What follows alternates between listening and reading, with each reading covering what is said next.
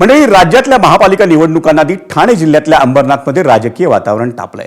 अंबरनाथ नगरपालिका निवडणुकीच्या निमित्तानं झालेले आरोप प्रत्यारोप हे ओघानं आलेच, पण आता हाणामाऱ्या आणि गोळीबाराच्या घटनाही घडताना पाहायला मिळत आहेत। पाहूयात मुख्यमंत्री देवेंद्र फडणवीसांच्या सभेआधी अंबरनाथमध्ये नेमकं काय घडलं।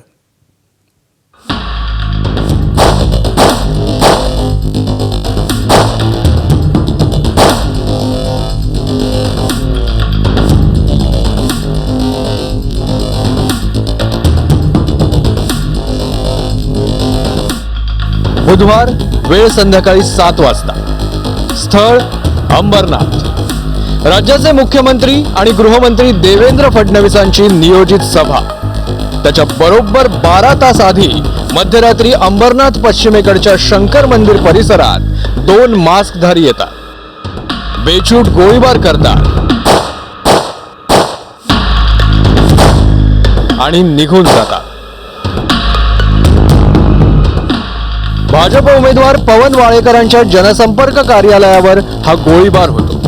सुरक्षा रक्षकाच्या बोटाला गोळी लागते, तो जखमी होतो। मात्र हल्लेखोरांचा उद्देश काय हे अजूनही स्पष्ट होत नाही। 2 हल्लेखोरांनी रात्री 12:30 वाजता येऊन संबंधित जे कार्यालय आहे त्या कार्यालयावरती 4 राऊंड फायर करून ते निघून गेलेले आहेत।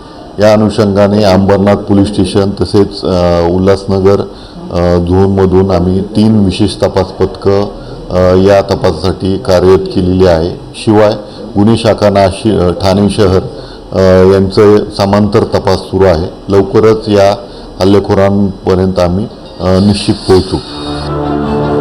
मतदानाला 2 दिवस शिल्लक असतानाच हा हल्ला झाला, त्यामुळे शहरात दहशतीचं वातावरण आहे। दरवाजामध्ये येऊन फोनवरती बोलत असताना दोन जण बाईकवरती आले आणि त्यातला मागं जो बसलेला माणूस होता त्यांनी पिस्टल माझ्याकडे करून फायर केली आणि त्याच्यामधून मी बचावलं आणि बाकी नंतर आम्ही जाऊन पोलीस स्टेशनला कंप्लेंट दिली। काय उद्देश असू शकतो या सगळ्या गोळीबाराच्या मागे? ते तर आता पोलीस तपास करतील। तर शिवसेना भाजपनं गुंडांना उमेदवारी दिल्यानं शहरात असे प्रकार घडतायत असा आरोप काँग्रेसकडून करण्यात आला।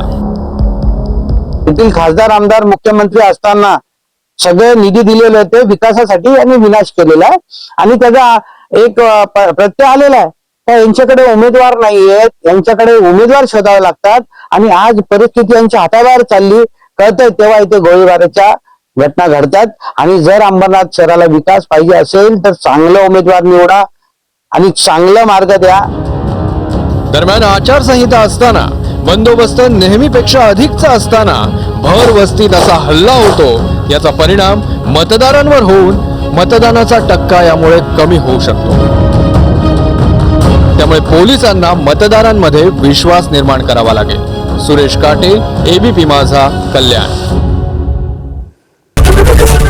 एबीपी माझा, उघडा डोळे बघा नीट।